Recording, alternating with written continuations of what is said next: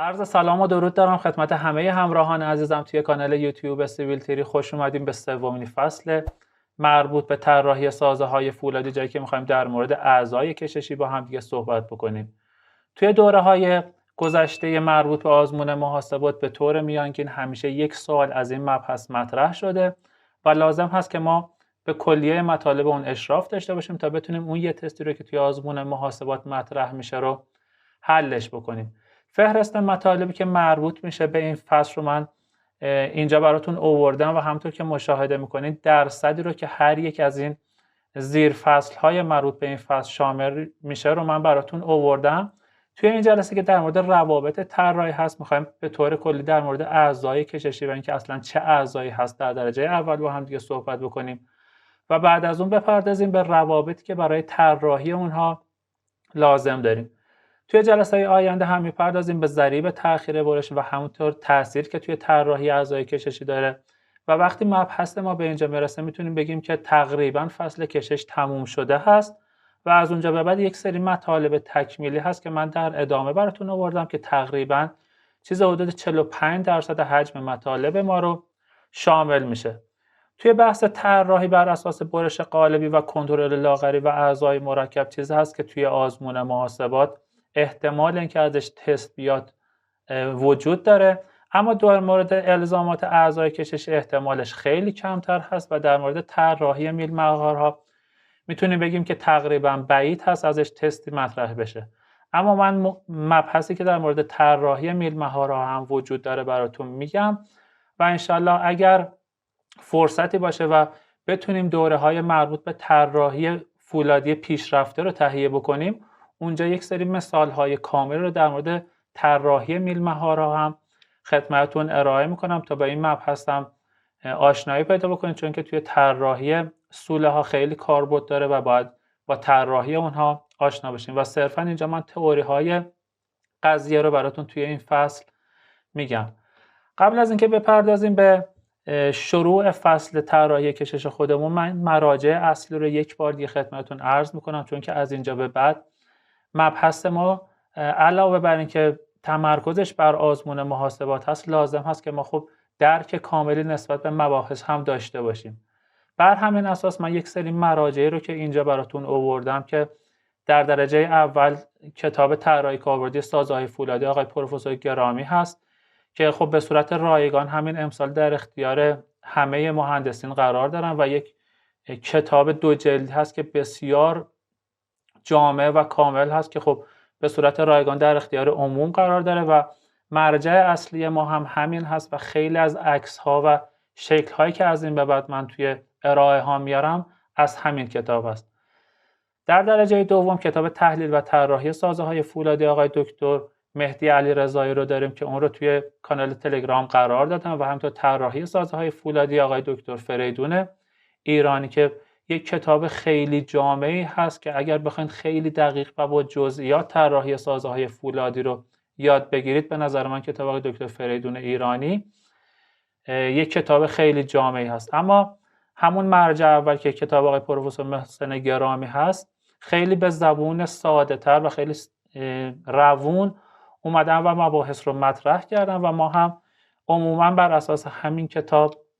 پیش میریم. خب میپردازیم به اعضای کششی و اینکه اصلا چه کاربردی توی سازه های ما دارن. در درجه اول اون کاربرد اصلی و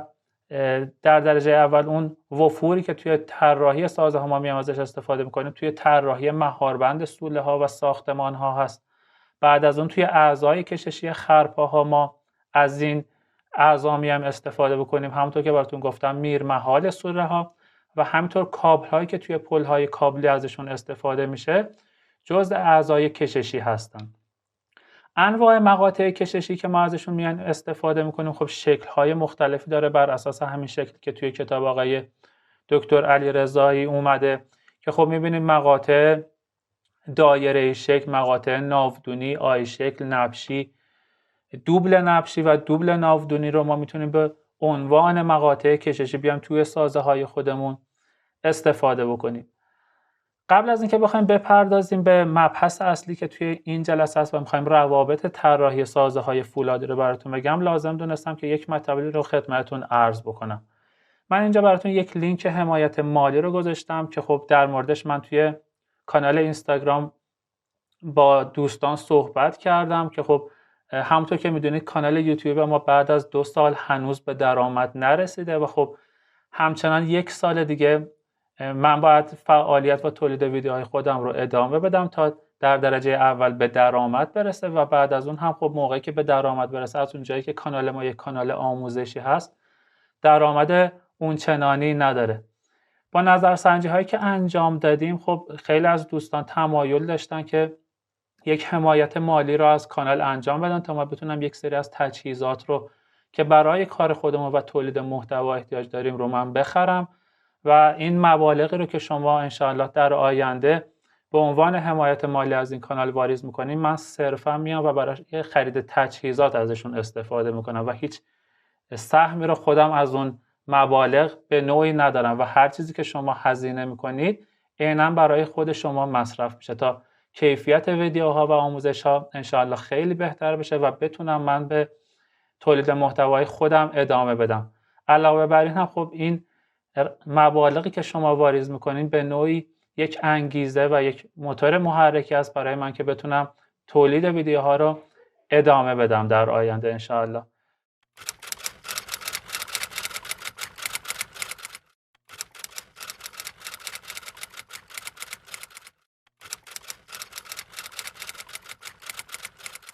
خب میپردازیم به روابط طراحی که توی طراحی اعضای کششی داریم. ما به طور کلی معیارهای طراحی که برای کلیه اعضا داریم، چه اعضای کششی، چه فشاری و چه خمشی، ما همواره باید 3 تا معیار رو تامین بکنیم. معیار اول که میتونیم بگیم مهمترین معیار هست و تقریبا حجم 80% مبحث دهم ما شامل اون میشه، معیار مقاومت هست که جلوتر دربارش صحبت میکنیم که توی فصل کشش هم تقریبا میتونیم بگیم 95% کاری که ما میکنیم همین تامین کردن معیار مقاومت هست. معیار پایداری یا کمانش همونطور که میدونید توی فصل فشار و موقعی که ما با کمانش سر و کار داریم، وقتی اعضای فشاری ما تحت نیروی محوری قرار میگیرن خب پدیده کمانش اتفاق میفته و لازم هست که توی طراحی های خودمون این معیار رو هم در نظر بگیریم و در درجه انتهایی هم معیار تغییر شکل ها هست که شامل همون خیز ها و تغییر شکل های محوری ما میشه که این رو هم لازم هست توی سازه های خودمون و طراحی هایی که انجام میدیم کنترل بکنیم. توی این فصل در ابتدا میپردازیم به معیار مقاومت در طراحی های کششی خودمون. ما به طور کلی توی معیار مقاومت خب 2 تا رویکرد داشتیم، روش ضرایب بار و مقاومت بود و روش مقاومت طراحی، چیزی که توی مبحث دهم جدید ما اضافه شده بود. به طور کلی اون کاری که ما باید توی طراحی بکنیم این هست که سمت راست این روابط ما همواره بزرگتر از سمت چپ باشه تا ما اون طراحی خودمون رو تونسته باشیم تامین بکنیم تا ایمنی کافی توی اون عضو ما برقرار باشه. بر همین اساس توی طراحی اعضای کششی معیار تسلیم و معیار گسیختگی رو داریم که توی قسمت‌های مختلف اون عضو کششی باید اونها رو بیان بررسی بکنیم. در درجه اول معیار تسلیم رو میگیم که تسلیم در مقطع ناخالص هست. اگر به این شکلی که من اینجا براتون آوردم دقت بکنیم، ما 3 تا ناحیه مختلف رو میتونیم توی طراحی کششی خودمون متصور بشیم. موقعی که ما میایم PAU یا اون نیروی کششی رو اعمال میکنیم به اون عضو خودمون، اگر این قسمتی رو که من اینجا دارم الان براتون نشون میدم رو در نظر بگیریم و تحت کشش قرار گرفته باشه، ما این قسمتی رو که اسمش رو IG میذاریم و اسمش رو مقطع ناخالص میذاریم معیار تسلیم برای ما حاکم هست و مد نظر ما توی طراحی این هست که نیرویی که داره اعمال میشه کوچکتر از حاصل ضرب تنش تسلیم ضرب در IG اون مقطع ما باشه که در واقع PN ما از این رابطه که اینجا مشاهده میکنیم به دست میاد که اگر اون رو بیایم ضرب در 9 یا ضریب کاهش مقاومت بکنیم توی طراحی اعضای کششی توی معیار تسلیم که 9 هست، در نهایت به اون مقاومت طراحی خودمون میرسیم توی طراحی به روش LRFT و اگر اون رو تقسیم بر اومگا تی بکنیم که همون مبحث دهم برای ما گفته توی معیار تسلیم باید 1.67 در نظر بگیرید، مقاومت طراحی توی حالت مقاومت مجاز برای ما به دست میاد که اسمش رو مقاومت مجاز میذاشتیم. خب در نهایت معیار تسلیم چیزی هست که ساده ترین حالت ممکن رو برای ما داره و توی نواحی خارج از ناحیه اتصال که حالا جلوتر نواحی خارج و داخل ناحیه اتصال رو توی معیار گسیختگی بیشتر در موردش صحبت میکنیم براتون میگم. توی معیار تسلیم ما میایم کل مقطع رو در نظر میگیریم، ضرب در اف وای میکنیم تا به اون پی ان خودمون برسیم و در نهایت ضرب در فی تی یا تقسیم بر اومگا تی میکنیم تا به این مقاومت های مد نظر خودمون برسیم و با پی یو مقایسه شون میکنیم. توی معیار گسیختگی یه مقدار بحث پیچیده تر میشه. در درجه اول گسیختگی اگر در مقطع خالص خارج از ناحیه اتصال باشه، پی ان ما از این رابطه به دست میاد. پی ان مساوی با اف یو ضرب در آی ان که آی ان ما در واقع اون سطح مقطع خالص اون عضو ما هست که اون رو با آی نت می اومدیم نشون میدادیم. ضرایب کاهش مقاومت و اومگا تی رو هم مبحث دهم برای ما گفته که حالا جلوتر در موردش اونها رو خدمتتون نشون میدم. و نکته مهمی که توی این جلسه میخوایم بپردازیم بهش این هست که آی ان رو چطوری باید به دست بیاریم که حالتهای مختلفی داره که در اسلاید بعدی بهش میپردازیم. اما اینکه چرا باید بیام ضرب در اف یو بکنیم یک مقدار نکاتی داره که توی این شکل من براتون میگم. موقعی که ما میایم و عضو خودمون رو میکشیم و خب به هر دلایلی ما خارج از اون ناحیه اتصال خودمون اومدیم یک سری سوراخ‌هایی رو ایجاد کردیم. ما الان مقطعی که داریم در نظر میگیریم خارج از ناحیه اتصال هست و کلیه مطالبی که توی این جلسه خدمتتون عرض میکنم این هست که ما به هر دلیلی اومده باشیم و خارج از ناحیه اتصال خودمون به عنوان مثال توی این تسمه اومده باشیم و یک سری سوراخ‌کاری هایی رو انجام داده باشیم. حالا به عنوان مثال ممکن است ما بخوایم یک سری تأسیساتی رو عبور بدیم، یک سری لوله هایی رو عبور بدیم از اون مقطع خودمون، لازم شده که بیایم و یک سری سوراخ هایی رو ایجاد بکنیم که یک سری حالت های خیلی خاصی هست و تقریبا بعید هست که ما بیایم یک سری هم سوراخ هایی رو به این صورت خارج از ناحیه اتصال توی عضو خودمون ایجاد بکنیم.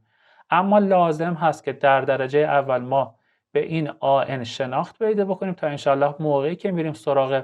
مقطع خالص مؤثر داخل ناحیه اتصال و میخوایم آی ای رو به دست بیاریم کار خودمون راحت تر شده باشه. اما به طور کلی موقعی که ما خارج از ناحیه اتصال باشیم و یک سری سوراخ‌های توی مقطع ما وجود داشته باشه، همونطور که میدونین توی اطراف اون ناحیه سوراخ شده ما تحت اثر اون کشش هایی که ایجاد میشه ما یک سری تمرکز تنش هایی رو داریم در اطراف سوراخ هایی که داریم. همین امر باعث میشه که در اطراف سوراخ‌های ما خب به علت همون تمرکز تنشی که وجود داره در ابتدا به اف وای و تسلیم شدن برسه، اما نواحی دورتر اون مقطع ما به اف وای نرسیده باشه. آیین نامه توی این حالت به ما اجازه میده که ما اون نیرویی که به عضو خودمون اعمال میکردیم رو افزایش بدیم و در واقع مفهومش این هست که تسلیم شدن موضعی رو آیین نامه مد نظر خودش قرار نمیده و به ما این اجازه رو میده که بارگذاری رو روی خودمون ادامه بدیم و در حقیقت میگه که اشکالی نداره که حالا توی یک مواضع خاصی شما به تسلیم شدن رسیده باشید. ما میایم و بارگذاری رو روی اون عضو خودمون ادامه بدیم تا کلیه تارهای مقطع ما به اف وای و همینطور در ادامه به اف یو برسن و میاد خب اف یو رو ضرب در اون آی نت میکنه تا به پی ان برسه. اما از اون طرف برای اینکه ما بتونیم از اون گسیختگی انتهایی که در واقع همون اف یو ما هست فاصله به اندازه کافی بگیریم، میبینیم که ضرایب کاهش مقاومت و ضرایب اطمینان رو بزرگتر در نظر میگیره نسبت به اون معیار تسلیم. و همینطور اگر ما حالا انشالله توی جلسه آینده بیشتر در مورد این حالت ب صحبت میکنیم که در واقع هم حالت الف یک حالت خاصی از حالت ب هست که وقتی مطالب تکمیل بشه و این شکل ها رو شما همگی مد نظر داشته باشین خودتون متوجه میشین که چرا میگم حالت الف به نوعی یک حالت خاص از حالت ب هست.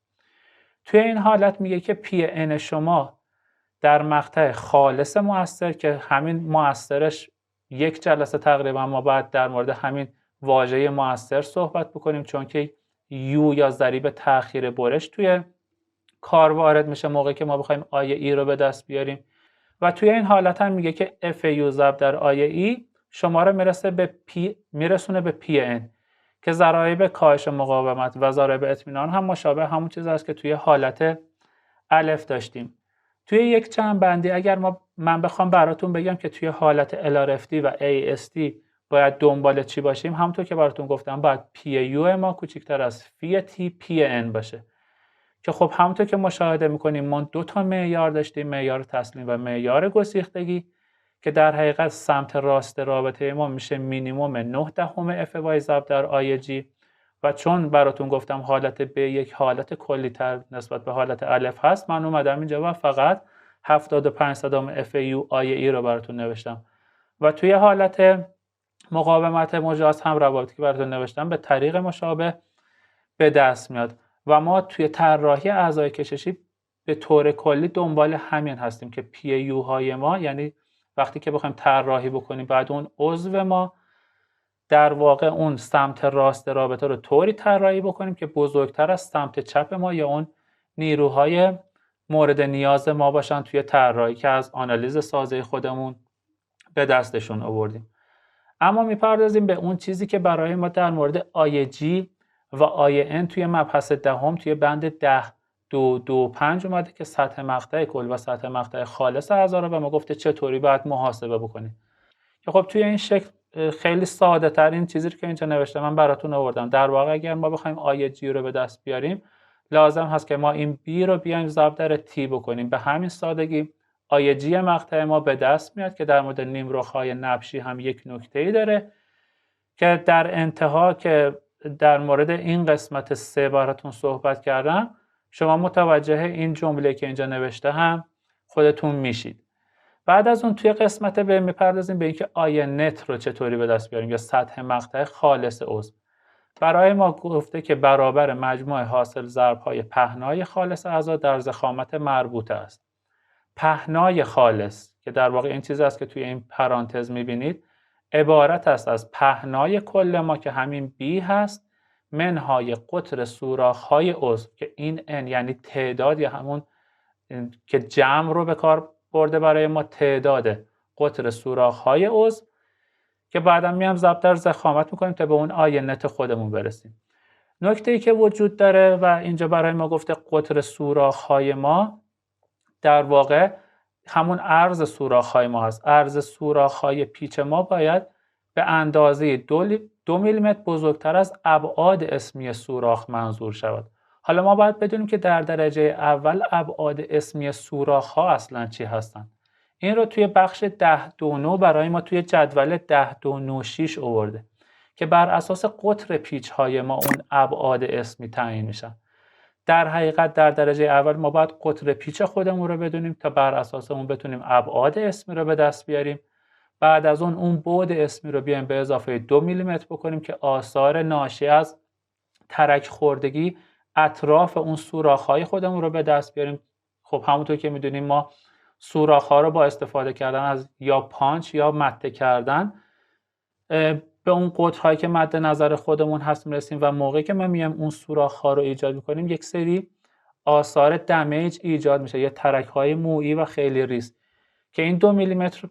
در حقیقت 1 میلیمتر از سمت حالا از هر طرف اومده در نظر گرفته و به طور کلی گفته که شما باید بیاین اون بعد اسمی سوراختون رو که از این جدول به دست میاد به اضافه 2 میلیمتر بکنید تا به این دی یا همون قطر سوراخ ها برسید که انشالله توی مثال هایی که حل میکنیم موضوع براتون خیلی مشخص تر میشه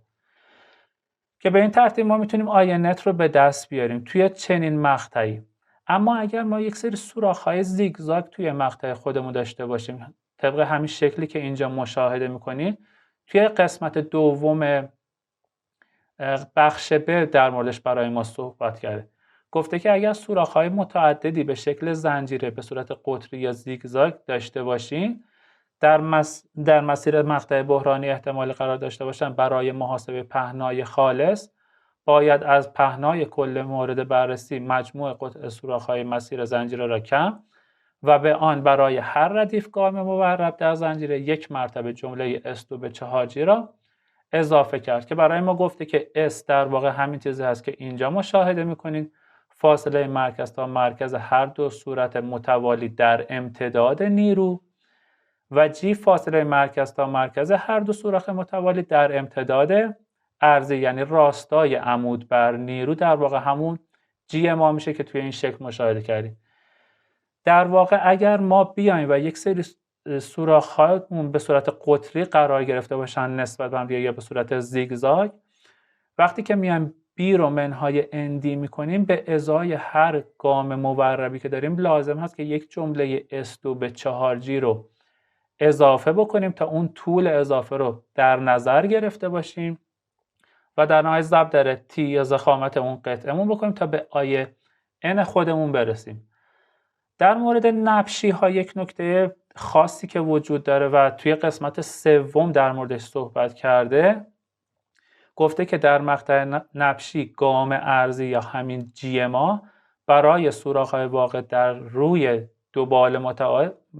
متعامد عبارت خواهد بود از جمع فواصل سوراخ‌ها تا پشت نبشی منهای ضخامت آن. یعنی موقعی که شما میخواین بیاین و حالا به عنوان مثال اگر ما یک نبشی رو داشته باشیم که هر دو ساق اون مقدارش بی باشه، خب ما موقعی که بیایم اون نبشی خودمون رو باز بکنیم طبق شکلی که اینجا میبینید و بیایم اون دو بی رو منهای اندی بکنیم یا تعداد همون پیچ هایی که وجود داره به اضافه S2 به 4G. نکته ای که وجود داره به دست آوردن این G هست که ما اینجا داریم که برای ما گفته G برابر هست با این جی آی که اینجا میبینید، یعنی فاصله مرکز سوراخ تا انتهای این لبه به اضافه جی بی فاصله مرکز این سوراخ تا انتهای